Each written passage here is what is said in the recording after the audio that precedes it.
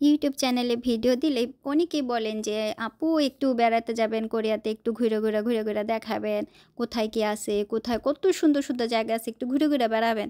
বিশ্বাস করেন আমি যখন ইউটিউব চ্যানেলে কোনো ঘোরার ভিডিও দিই, কোনো ভিজিট করার কোনো জায়গার ভিডিও দিই, এই সমুদ্রে গেছি বা ওই দূর কোনো জায়গায় বেড়াইতে গেছি, এইখানে গেছি, সেই ভিডিওগুলোর ভিউ একটুও হইতে চায় না। একেবারে সত্য কথা।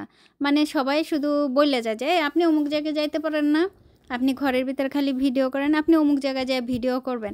কিন্তু তারা কিন্তু আসলে জানে না যে কোরিয়াতে কোথাও গিয়ে যদি আপনি একটু ঘুরতে যান, প্রচুর খরচ হয়। তো অত খরচ করে তারপরও যখন আমি ঘুরতে যাই, সেই ভিডিওগুলো আপলোড করি, কেউ আর দেখে না। তখন আর ভিউ হয় না।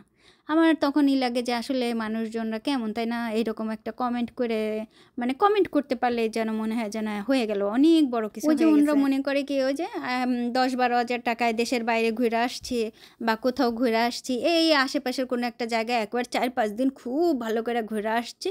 কোরিয়াতেও মনে হয় ওই রকম ঘরের থেকে বাইর হইয়া অনেক দূরে কোনো ঘুরে টুরে আসলে 10-12 হাজার টাকার বেশি লাগে না, এরকম চিন্তা করে। কিন্তু কোরিয়াতে যারা আছে তারাই জানেন।